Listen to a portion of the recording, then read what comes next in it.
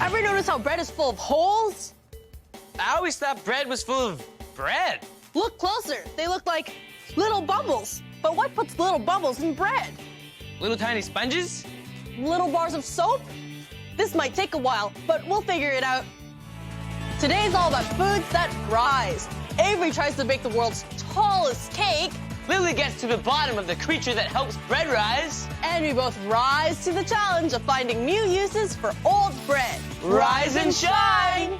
Taste buds. We love to cook and we love to eat. We are the taste buds.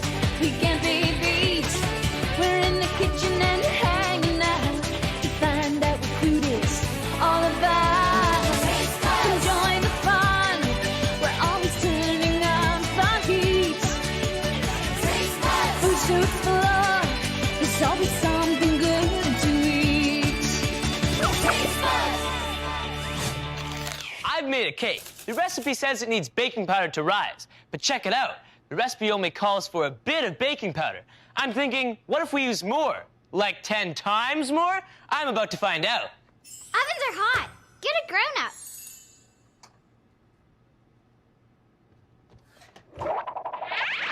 What went wrong? Hey, Science Whiz, why did an extra baking powder make my cake extra tall? Don't worry, I'm okay. Check this out. Baking powder releases gases that form pockets of air in the dough, causing the cake to rise. As the batter bakes, it hardens around the pockets. This makes it stay rigid. If there is too much air, the cake batter can't hold the air, so it collapses. So how do I make the world's tallest cake? If you want to make your cake rise to the skies, try stacking it in layers, just like an architect would build a skyscraper. And like a bricklayer uses cement, you can use the icing to make the layers of cake stick together. Later, skater. Thanks, Science Whiz. I guess they didn't make the pyramids with just one stone. Hey, Avery. Oh, hey, Matt. I need 100 cake pans. Okay, but I think we only have 4. 4 pans. That'll work. For what? I'll explain to you while we wash our hands.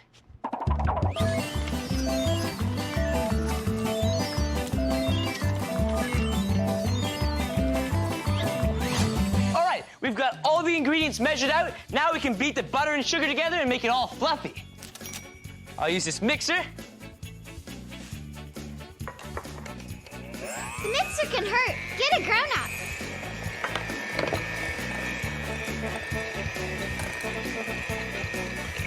I'll just butter up these cake pans.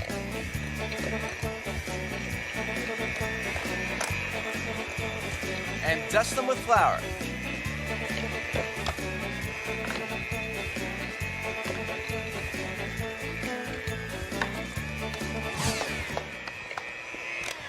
All right, the oven's been preheated, and I've greased and floured all the cake pans with a little bit of shortening so the cakes don't stick. Wait, why are we using shortening instead of butter? Aren't they both just fats? Well, butter will turn the bottom of the cake all brown because it's made from a milk fat, which cooks faster. All right, now I'll add the eggs one by one.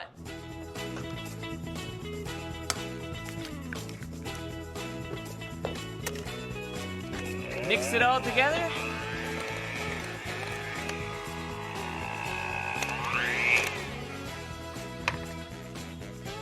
And now for the second egg.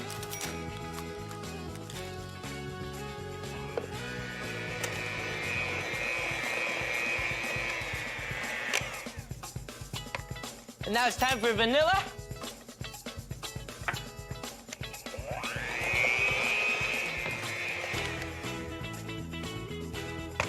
And now for sifting. Flour. Check. Salt. Check. Baking powder. Just 2 spoonfuls. Double check.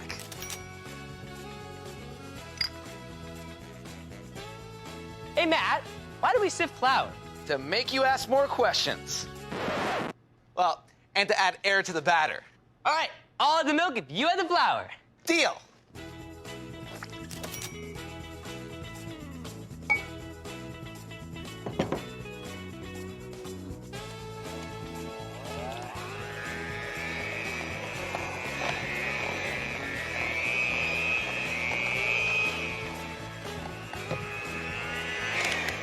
That is one smooth, silky batter. To the pans!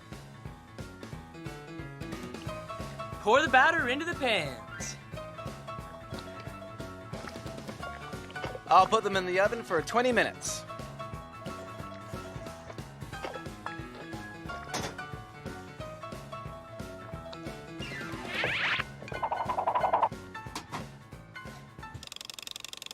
All right, the cakes are cooled and I've cut them in half. Let's get stacking. I'll race ya.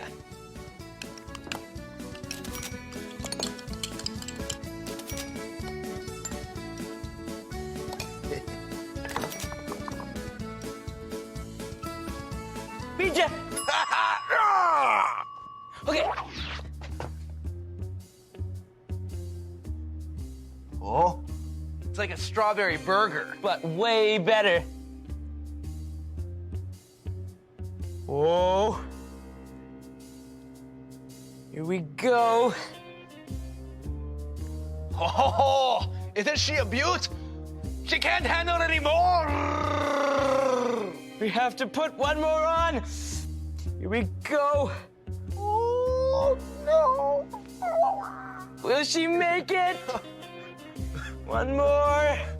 Okay. Here we go. Don't breathe. And that's shortcake! Yes! Yes! Yeah! That's the tallest shortcake I've ever seen. Oh, man! Nice!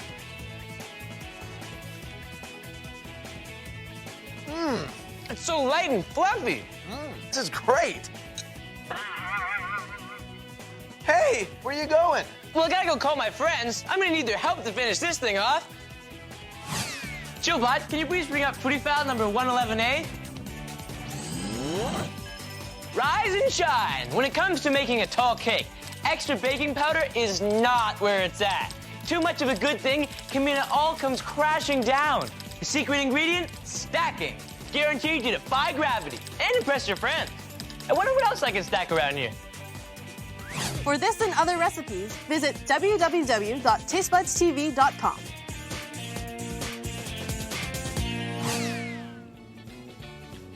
I heard that bread won't rise without some kind of bacteria in it.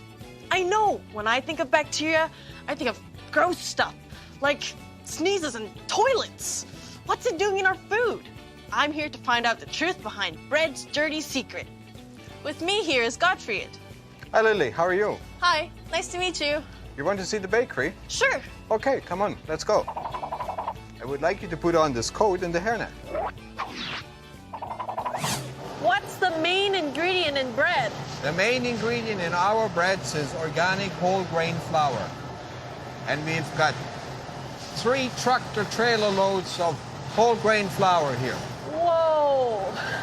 How much bread do you make with all of that? We can make probably 300,000 breads with that. Whoa! So how do you know how much of each to put in the bread? This is where we scale and measure all the flour and the ingredients. This is a giant scale, and it's a computer-controlled scale. It measures the flour. We don't measure by cups. We measure in hundreds of kilograms. That's a lot of flour. You can see the flour going into the scale. You see the numbers? Once the flour is scaled and measured, we put the seeds into the dough.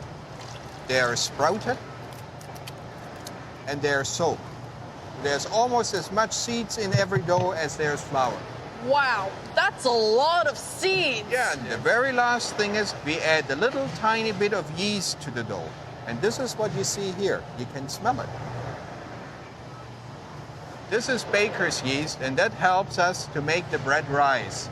Without this, the bread would not rise and would be very heavy. You wouldn't like bread without yeast. What is yeast? Yeast is the bacteria which we add to the dough. Hey, Healthmeister, I'm in a bakery, and it's a haven for yeast. What do I do? Bacteria can be bad news, but baker's yeast is nothing to worry about. It's a tiny fungus, a member of the mushroom family, that people have been cooking with and eating for centuries. Once they're woken up or activated, they make a lot of gas called carbon dioxide. The same gas gas puffs up the dough and makes the bread rise. Thanks, Healthmeister. What are we gonna do next with this? Next is we're going to mix the dough. We're gonna mix all of this? Yeah, we're mixing all of this in this mixer.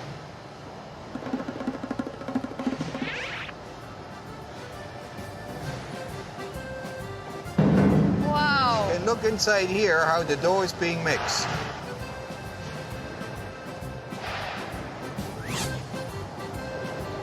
Whoa.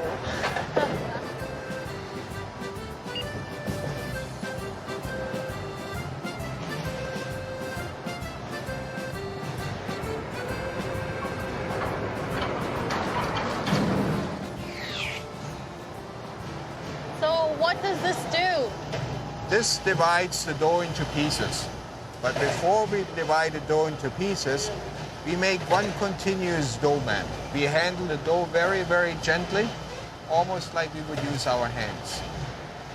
So you can see the dough goes into this little, in this big hopper. And then down here, you see the dough coming out in a string. Is that flour on it? And there's a little bit of flour on there that it doesn't stick in the machine. What's the next step? The next step is we're weighing the dough. In here is a big knife, and it cuts the dough into pieces. And this here is actually a scale, and we are scaling the dough in here. And after the dough is scaled, we roll out the dough and we make it flat. And after it's made flat, we roll it up like a sausage roll. And there's more flour. There's more flour which drops onto the dough that the dough doesn't stick as it runs through the machine. We have the bread pieces coming out at the end of the machine. Each piece is dipped into water and it's rolled into seeds. I'll show you how to do it. You take the bread, you roll it like this, and then you put it on the board. Want to try that? Sure. And then you put it over here. What's that yellow stuff? The yellow stuff is semolina, that the bread doesn't stick to the board. Oh, Semolina flour. this is fun.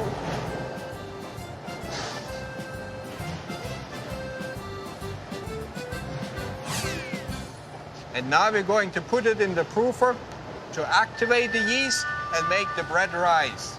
Oh, so this is where the yeast is activated. That's right. I wonder what it looks like. You can't see it, but you can smell it. So now we need to score the bread. That means you make 3 cuts in each bread. If we don't make those cuts in it, the bread is going to explode in the oven. So do I just go like that? 3 cuts in each bread. That's perfect. Perfect cuts. And you just keep going. I'm getting better at this. Let's see who's faster. Yeah, you're pretty good. You want to have a job here. There we go, and now press this button. And now we're loading up the breads. Whoa. And watch this. Everything happens by itself now. The breads are being picked up. In the back there, we have a big, giant robot. So now the breads are traveling onto the robot, and the robot knows exactly in which oven he has to put the bread. And we've got 12 ovens here. That's 576 loaves of bread at one time. That's a lot of bread. And here we go. It's going in here, and there it comes. There's the bread I made. That's right. Look at the big cuts. And they're gonna There we slide go. down, right? And there it is. You can pick one up, and you can put them on there if you want. They smell good. Whoa, they're fresh out of the oven and hot.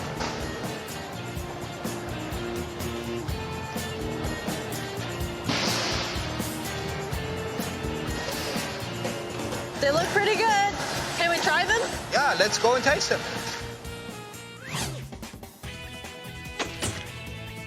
Let's try some of this bread. Sure. This is the best bread I've ever had. It's so fresh, and it actually tastes like it smells. Oh, thank you. And that's the bread you made. And you can take the rest of the loaf home. Thanks. Booty ball number 111B, fun with fungi. When I heard that there was a living thing in bread that made it rise, it gave me the creeps. But after seeing a bakery in action, I think it's cool that we can turn a little fungus with a lot of gas into a sort of baker's assistant. From now on, when it comes to baker's yeast, I'm going to lighten up.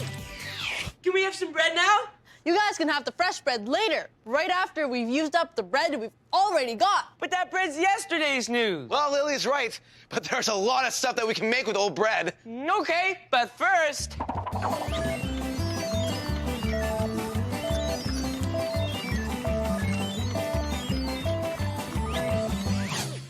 Bonjour! I'm making one of my all-time breakfast favorites, French toast. In French, they call it pain perdu, which means lost bread. But we're already cooking with it, so how can it be lost? Shouldn't it be called bound bread? Yeah. Hey, I'm just a chef. Okay, chef, well, how can I help? You can cut up the bread into sticks for me. Okay. Knives are sharp. Get a grown-up. I'll make the egg mixture. All it takes is some milk, some vanilla, sugar,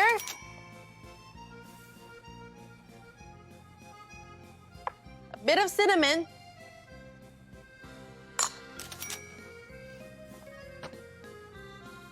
and 2 eggs.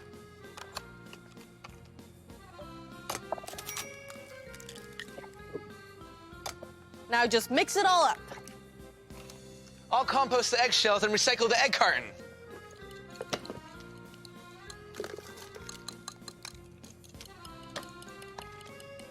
I'll preheat your frying pan. Medium heat should do it. I'm done cutting the bread, but they're a bit dry. No problem. The drier the better, as long as it's not moldy. I just dip it in like this. Matt, did you oil the pan? Yup. Then in go the first of the French toast sticks. Those are hot. Get a grown-up. Oh, it smells delicious. Oh. Ooh.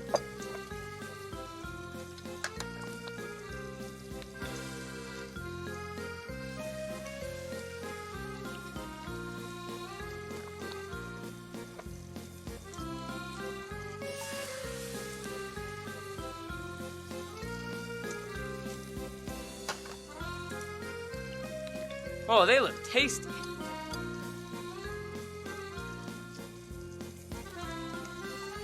Here's another great way to use bread that's a bit dry. A toasted turkey clubhouse sandwich.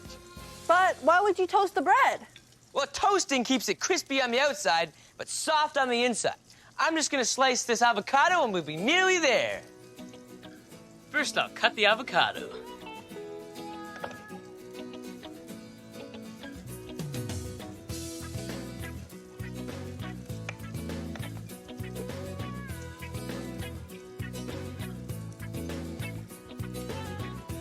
And scoop it out. It's a good-looking avocado. Hey, Matt, can you keep on looking after my French toast while I make a yummy topping for them? Sure. I never stand in the way of a good topping. Oh, do you look at them golden brown already? Oh, yeah. Now all I've got to do is pour the whipping cream into the glass bowl. And then use a mixer, right? Nope. All I need is this. You can make whipped cream with just a whisk? All that matters is that the air gets blended into the cream so that it rises up thick and fluffy.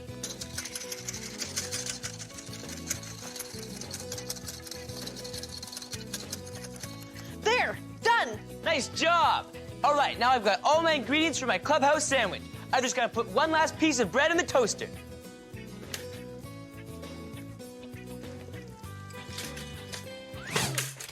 All right, now I'm ready to put this together.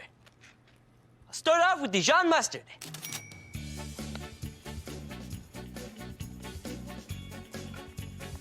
Then I'll put some avocado on it. And I'll use my spoon to spread it around.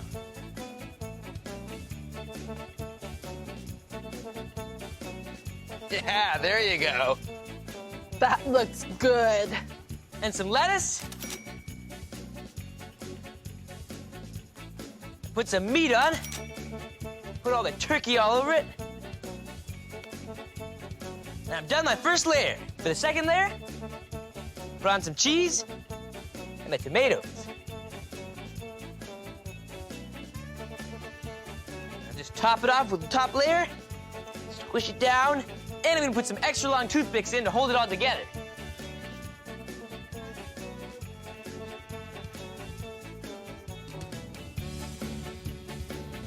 And it's ready for slicing. Great!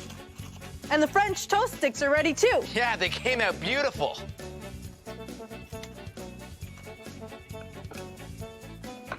Now all it needs is a dollop of whipped cream. Mmm. Oh, wait! I have the perfect thing to put on top. Fresh blueberries.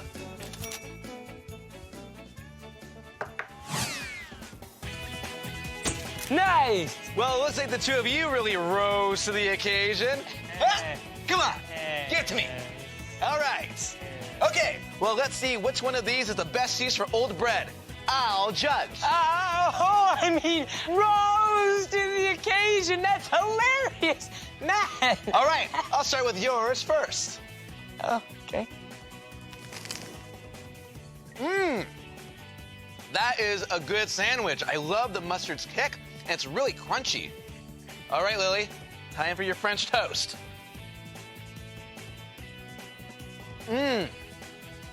That is delicious. I'd eat that any day of the week. Looks like both recipes really measured up. That means... It's a tie. Yup. Again! Hey, how about some French toast or a club sandwich as a prize? Yeah.